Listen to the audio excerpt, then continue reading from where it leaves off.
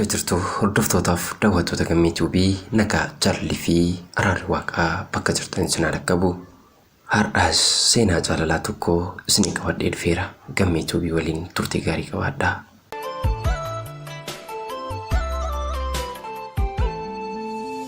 Ani maqaan koo Saatuqaataan jedhama.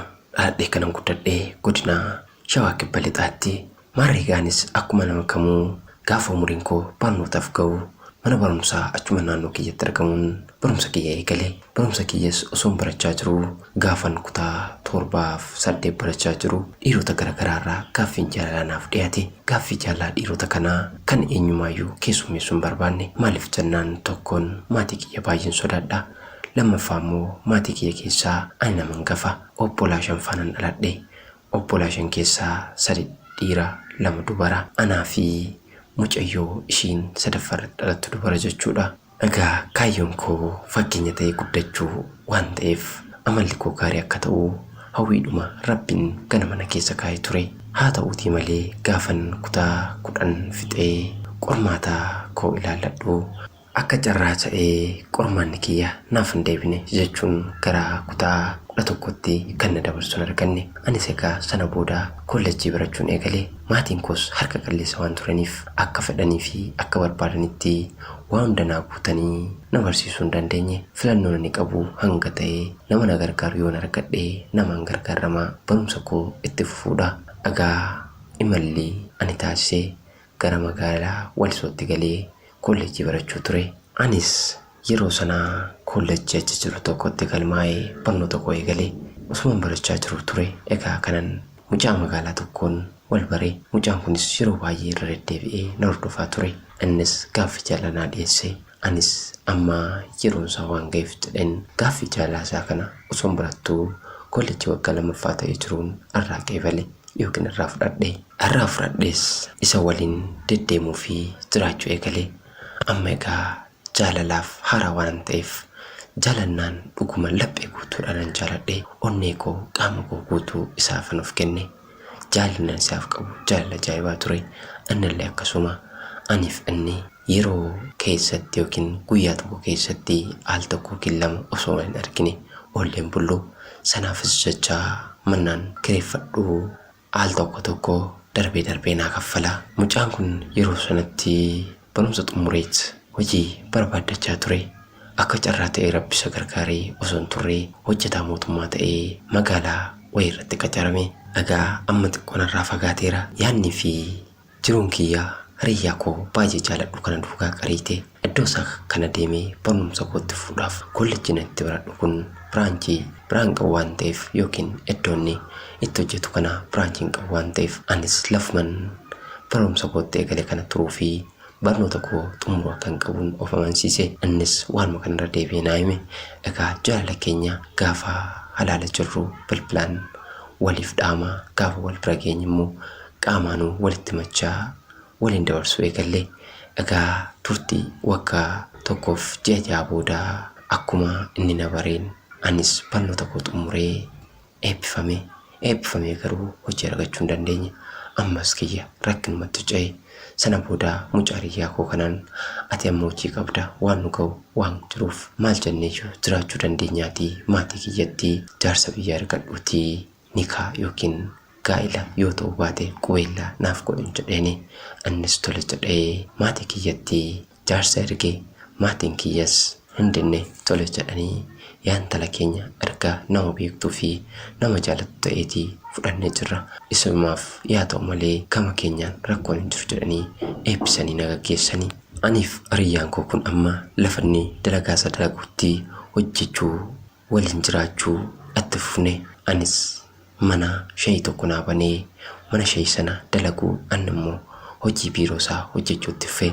Osuma akkana jennu jaalala keessa osoo jirru kennaa Rabbii waan ta'eef daa'ima tokko arganne.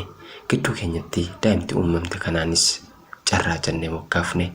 Agaanis Rabbi na gargaaree haadha carraa jedhamee waamamuun eegale. Kanuma keessa ture. Egaa mucayyoon magaalaa sana jiraattuu fi anaan wal barte tokko deddeebitee mana keenya dhufuu eegalte. Jireenya aniif abbaan manaa koo waliin jiraanyu kana yeroo baay'ee nu ilaaltee gammaddi. Rabbiin akka bultii isin qabdan kana naaf haa jettees waaqa ishee kadhachuu anatti himte. Anis abshir garaan kee qulqulluu haa ta'u malee homaan taatu ni milkooftan jedheen. Sanaan booda akkuma waggaa tokko waliin lakkoofsifneen mucayyoon kun abbaa manaa koo narratti jaalachuu eegalte. Anis waan kana hin hubanneen ture. Abbaan manaa koo fiilingii yookiin fedhii hin taane natti agarsiisuu eegale. Anis maal ta'e laatu jedhee irra deddeebi'ee yoon gaafadheyyuu homaan akka inni hin jiru naan jedha. Amalli isaa, ilaalchi isaa, simannaan isaa, qalbiin isaa hundi jijjiiramee jira. Akkan gaafa duraa isa beeku sana miti. Egaa maaltu dhalate laata jedhee duuba koo gaafa sakatta'uu eegalu mucattii kana faana yookiin intala riyyaa koo taatee natti dhiyaatte kana faana akka jiraachuu eegale irrattan bare. Innis gaafan irratti baru dhugaa jirtu kana akka dogoggoree fi kana booda akka ittiin deebine naaf hime. Irraa dhaabbadhu jedhee anis gorsee boo'een isatti madhe. Innis yeroodhaaf irraa dhaabbatuyyuu itti fufee irraa hafuu hin dandeenye. Egaa nu gidduutti lolli guddaan dhalate. Amma filannoon nuti qabnu aniif inni yeroo hunda walitti buuna waan ta'eef wal miidhuurra kan jedhu gargar ba'uu filanne. Anis dhala kiyya fudheen irraa gargar ba'e. Sana booda gara maatii koottan deebi'e. Carraan itti naa guddattu jedhee maallaqa muraasa naa ergaa. Maallaqa sana anaa fi carraan ittiin fayyadamaa guyyaa borii lakkaa'uu eegalle. Bifa kanaanis itti fufuun natti ulfaate. Carraas gara abbaa isheetti deebisee gara biyya ambaatti imaluun akkanarra jiru ofii koo amansiiseen biyya ambaatti malee. Rabbi haa galatu. Biyya ambaa deemee waggaa 2 keessatti mataa kiyyaa fi maatii koo jijjiire. Kana gidduutti egaa dhalli koo baay'ee na yaadaa turte. Anis baay'een ishee yaadaa ture. Waggaa 2 ji'a 6 kan tureetii galuu akkan qabuun murteesse. Amma dhalli koo kun maaloo ummii kiyya abbaan kiyya akka kaleessaa sana miti. Gaabbeera jettee waan inni isheetti haasa'u dhalli koo kun baay'ee sin guddanne waan ta'eef afaan hihidhamaa gaggaadhi'amaa waan keessa ishee jiruu fi jaalala naaf qabdummoo dhukummaan bilbila keessan natti haasofti. Inni dubartii sana waliin jiraachuu waan eegaleef anis isatti deddeebi'ee gaafadhu yeroo sanatti deebinaan deebisne. Har'aa naman baay'ee jaaladhu tokko argadheen jira. Rabbi haa galatu. Kaleessa jaalala gaarii keessan ture. Garuu anatti hiriyaa fakkaattee kan dhiyaattee fi gaarraa taatee kan mul'atte. Hiriyyaan koo abbaa manaa kootiin gargar na baaftee. Abbaan manaa koos dadhabee waan hin taane keessatti kufee jaalala anaaf qabu qulqulluu sana hagabee namittii kana waliin jiraachuu murteesse. Homaa gochuu hin danda'u. Egaa har'aa anaaf namni jaalala siin kenna jedhu tokko namaddee jira. Gaafan waan kana abbaa manaa kiyyatti immoo abbaan manaa koo maaloo dhiifama naaf godhe jireenya biraan ijaariin aniifati deebinee waliin jiraanna. Mucayyittiin kaleessa jaaladhi faanaa jiraachuuf iyyaanne garuu kaleessa dogoggoreera. Dogoggora kiyyas gatii koo argadheera. Cubbuun kee naan ga'e kun warraa raraan taane keessan jira. Dhalumti keenyillee jaalala haadhaa fi abbaa malee guddachuu jirti. Kanaaf natti deebi'ii adaraa kee nan gatiin. Ani duraan suman bare atis akkuma anaan bartee anuma faana yootti ufte bareedaa anaan jechaa jira. Ani immoo lakkii sin amanu kaleessaa al tokko miti al hedduu deddeebi'ee si kadhadheera. Reenfa firaa 9 garagalchuu akka jedhan sana anis 9 miti 90 garagalchuun diduu lakki na gaheera. Dhala koo yoo ta'e na faana jiraatti. Ati jiruu mataa kee jiraachuu dandeessa. Yeroo barbaaddetti dhala kee dhuftee dubbisuu dandeessa. Naman amma jaaladhe kana waliinan jiraadhan jedhaani. Garuu keessi kiyya immoo namni ati amma jaalattee jirtu kun icciitii kana hundayyuu yoo itti himte boru yoo sitti jijjiirame yoo maal goota waan jedhu tokko deddeebisee naaf kaasa. Keessa kiyya immoo dadhabeen gara keessanitti dhufe. Onni tantoo jaalala dhugaa si qabdu sakaalamtee lubbuu ishii guutuu waan hundaa sitti godhamtee garuu haalli kee na gurmaatee badiin koo maal lubbuu kan koo caalchisee si jaaladhee. Uma ilmoon namarraa si filadhee amala kee garuu si fudhadhee.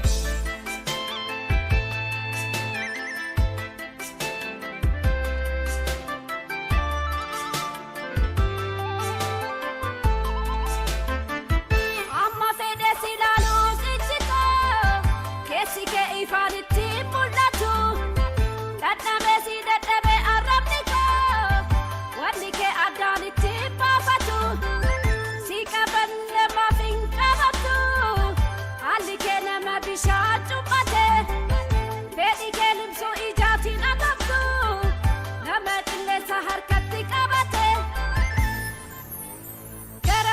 madu garami gorta gamana teesse gamachirata jiddu sikayedus karreta gamta ofittis paache mana tabetta anu wallahe amalate yomuma erga arkesake. Egaa isinis waan jettu jedhee yaada. Namni amma jaaladhee jiru kana qaamaanis sirriittan beekuyyuu amalisaa kana sana waan jedhu quban qabu.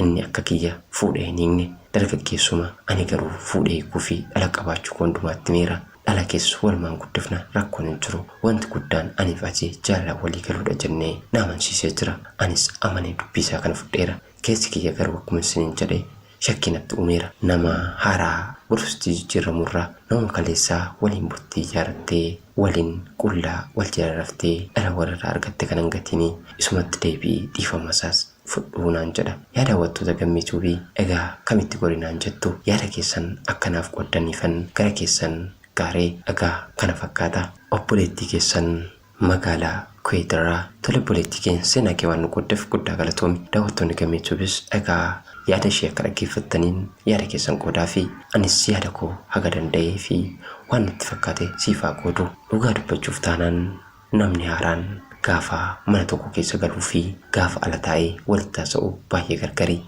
Amalli namaa alaa fi amalli namaa mana keessatti gaafa ol deebi'e baay'ee walirraa fagaata. Kana jechuun koo meebii mucaan ati amma lammaffaarratti jaalatte kun alatti gaarii fakkaachuu danda'a, keessattis gaarii ta'uu danda'a. Garuu wanti beekamu hin jiru. Shakkuun kee bareeduma ammoo nama shakkitu shakkiidhaan deemurraa nama kaleessa jaalattee fi waliin dhala godhatte kana balleessataa beekee erga dhiifamsi gaafateetii isaaf dhiifama gootee carraa kee yoo yaalte bareeda jedhee yaada. Yoo sun taanis wanta carraa keetti jedhame hin dhabamu waan ta'eef carraan kun na darbee carraa biraan argadhu jettee waan taane keessa seenuu fi shakkiidhaan jireenya kee ijaaruuf dhamuun sin baasu natti fakkaata. Kanaafuu ati amma garuma abbaa manaa kee turaa fi abbaa carraa yookiin abbaa ilmoo keetii kanatti deebitee waliin yoo jiraatte siif bareeda jedheen tilmaama. Kanaaf kana fakkaata. Yeroo kamuu yaada keessan nu qooduu hin dagatinaa. Laayik sheer gochuus hin dagatinaa. Har'aaf wanti inni qabadhee dhufe kana fakkaata. Gammee tuubiidhaa Oromiyaarraa horaa bulaa deebanaa nagaatti.